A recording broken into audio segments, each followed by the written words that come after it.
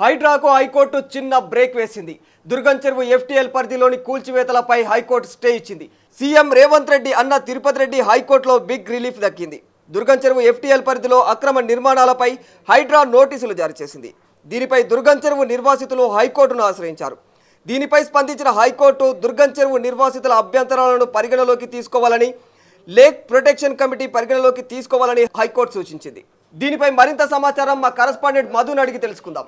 Exactly దుర్గం చెరువు పరిసర ప్రాంతాల్లో శాశ్వత నివాసాలు ఏర్పాటు చేసుకొని నివసిస్తున్నటువంటి వారు ఎవరైతే ఉన్నారో, నోటీసులు అందుకున్నారో హైడ్రా నుంచి, వారంతా కూడా హైకోర్టును ఆశ్రయించారు. హైకోర్టులో ఇళ్లను కూల్చొద్దు అనేటువంటి పిటిషన్ దాఖలు చేశారు. సో వారికి అనుకూలంగా హైకోర్టు కీలక తీర్పిచ్చింది. 1991 సంవత్సరంలో ఈ దుర్గం చెరువుకు సంబంధించినటువంటి ఎఫ్టీఎల్ పరిధిలోకి రావు అంటూ అప్పుడు ప్రభుత్వం గుర్తించింది. అన్ని అనుమతులు ఇచ్చారు. జిహెచ్ఎంసీకి సంబంధించినటువంటి అధికారులు ఇళ్ల నిర్మాణానికి అనుమతులు ఇచ్చారు. అప్పటి నుంచి మేము ట్యాక్సులు పే చేస్తూ ఉన్నాం, అన్ని రకాలుగా చట్టబద్ధతను కలిగి ఉన్నాం. అందరూ కూడా అక్కడ ఇల్లు కలిగి ఉన్నటువంటి వారందరూ కూడా రిజిస్ట్రేషన్లు చేసుకున్నారు. గత ప్రభుత్వం అంటే ఇప్పుడు కాంగ్రెస్ అధికారంలోకి వచ్చి 10 నెలలు అవుతా ఉంది. 10 నెలల కంటే ముందు వాళ్ళు అప్పుడున్నటువంటి బీఆర్ఎస్ ప్రభుత్వం ఇది చట్టబద్ధతతో తీసుకున్నటువంటి ప్లాట్లు ఇల్లుగానే గుర్తించింది. ఎలాంటి ఎఫ్టీఎల్ పరిధిలో లేవు అంటూ మమ్మల్ని వాళ్ళు ప్రభుత్వం గుర్తించింది. ప్రభుత్వం మారిన వెంటనే రిజిస్ట్రేషన్ డాక్యుమెంట్లు, పరిధి, ఇవన్నీ ఆధారాలన్నీ మారిపోవు కదా అంటూ వీళ్ళంతా హైకోర్టును ఆశ్రయించడంతో హైకోర్టు చాలా కీలకమైనటువంటి ఒక ఈరోజు తీర్పు ఇచ్చింది. అయితే ఇదంతా కూడా రాష్ట్ర వ్యాప్తంగా చర్చకు తావిడడానికి గల ప్రధాన కారణం హైడ్రా చాలా దూకుడుగా ముందుకు వెళ్ళడమే. ఎక్కడ కూడా అక్రమ నిర్మాణాలు ఉన్నాయో, చెరువు, బఫర్ జోన్, ఎఫ్టీఎల్, ప్రభుత్వ భూముల్లో అనుమతి లేకుండా కట్టినటువంటి కమర్షియల్ బిల్డింగ్స్, నిర్మాణంలో ఉన్నటువంటి బిల్డింగ్స్ వాళ్ళంతా వెళ్ళి కూల్చివేస్తూ ఉన్నారు. ఈ రోజు కూడా నల్ల చెరువుకు సంబంధించిన ప్రాంతాల్లో కూల్చివేతలు జరుగుతూ ఉన్నాయి. అమీన్పూర్ చెరువులు కావచ్చు, ఇంకా ఇబ్రాహీంపట్నంకి సంబంధించినటువంటి సర్వే చేస్తూ ఉన్నారు హైడ్రా.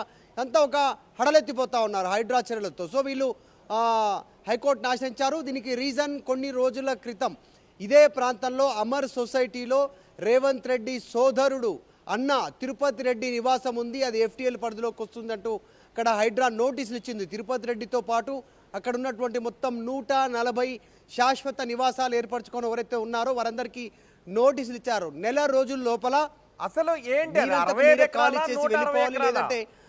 నిర్ధారణ శాస్త్రీయంగా జరగలేదు అని చెప్తున్నారు. తొలుత 65 ఎకరాలు అన్నారు, ఆ తర్వాత 160 ఎకరాలు అని చెప్తున్నారు. ఇందులో శాస్త్రీయంగా లేదు అని చెప్తున్నారుగా. సో అసలు ఎలా నిర్ధారించారు ఎఫ్టీఎల్ని? గతంలో 65గా ఇప్పుడు 160గా నిర్ధారించడానికి కారణాలేంటి?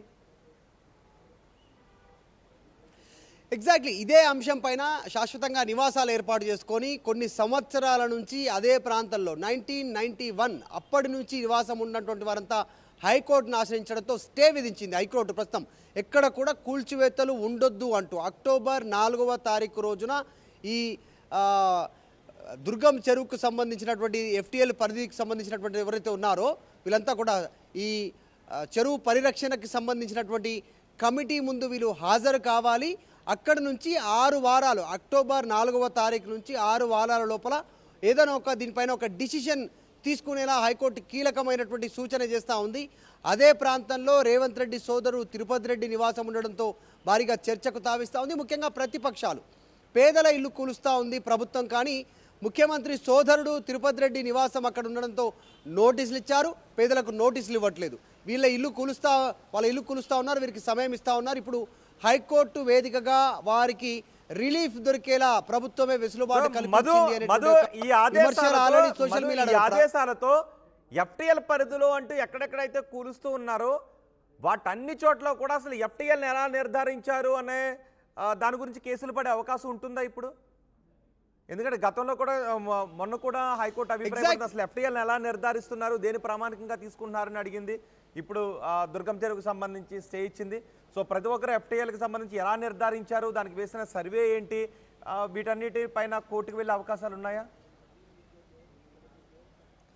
ఎగ్జాక్ట్లీ ఎఫ్టీఎల్ పరిధి నిర్ధారణకు సంబంధించి చెరువులు ఎంత మేర విస్తీర్ణంలో ఉన్నాయి గతంలో అనేటువంటిది శాటిలైట్ ఇమేజెస్ తీసుకుంటున్నారు. జిహెచ్ఎంసీ దగ్గర ఉన్నటువంటి డేటా ప్రకారం ఆ మ్యాప్స్ రిలీజ్ చేస్తూ ఉన్నారు. హైడ్రా అక్కడికి వెళ్ళి కూల్చివేసే కంటే ముందే ఆ చెరువుకు సంబంధించినటువంటి డీటెయిల్స్, ఎఫ్టీఎల్, బఫర్ జోన్ అనేటువంటిది నిర్ధారిస్తూ ఉన్నారు. ఎంత మేర గతంలో చెరువు ఎలా ఉంది, ఎలా పూర్తి చేశారు, ఎలా కుంచుకుపోయింది అక్కడ అనేటువంటిది. అక్కడ ఎవరు అనుమతులు ఇచ్చారు అధికారులు, వారిపైన చర్యలకు హైడ్రా ముందడుగు వేస్తూ ఉంది. అసలు హైడ్రాకే చట్టబద్ధత కల్పించడానికి రాష్ట్ర ప్రభుత్వం నిర్ణయం తీసుకుంది. క్యాబినెట్లో కీలక డిసిషన్ తీసుకున్నటువంటి విషయం మనందరికీ తెలిసిందే. ఇక FTL పరిధి నిర్ధారణకు సంబంధించి GHMC సంబంధించినటువంటి పాత శాటిలైట్ ఇమేజెస్, ప్రభుత్వం దగ్గర ఉన్నటువంటి డేటాకు సంబంధించినటువంటి ఇమేజెస్ని ఆధారంగా తీసుకుంటూ ఎంత మేర ఎప్పుడు పర్మిషన్ ఇచ్చారు అధికారులు, అంత ముందుకు చెరువు ఎంత మేర ఉండింది, ఇప్పుడు ఎంత కబ్జా అయింది, ఆ కబ్జా అయినటువంటి స్థలంలో ఎలాంటి నిర్మాణాలు ఉన్నాయి, వీటన్నిటిపైన దృష్టి పెడుతూ ముందుకు పోతా ఉన్నారు. ఆ రకంగా నిర్ధారిస్తూ పోతా ఉన్నారు. అందులో భాగంగానే సేమ్ దుర్గం చెరువుకు సంబంధించినటువంటి విషయంలో కూడా ప్రభుత్వం ఆ రకంగా ముందుకు వెళ్తూ ఉంది. వారి దగ్గర ఉన్నటువంటి డేటా ప్రకారం హైడ్రా అదే క్రైటీరియాగా ముందుకు వెళ్తూ ఉంది.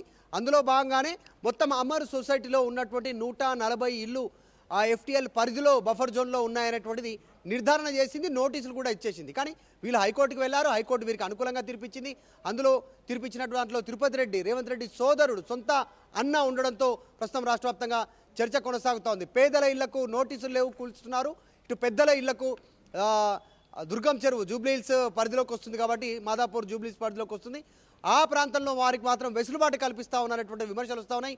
చూడాలి అక్టోబర్ 4 తర్వాత ఎలాంటి నిర్ణయం ఉంటుందో, వీరు పరిరక్షణకు సంబంధించినటువంటి కమిటీ ముందు హాజరైన తర్వాత ఎలాంటి స్టెప్ ఉంటుందో 6 వారాల్లోగా దీనికి సంబంధించినటువంటిది తేలే అవకాశం ఉంది. అసలైన తొలి వెలుగు. ఫాలో వాట్సాప్ @తొలి వెలుగు official.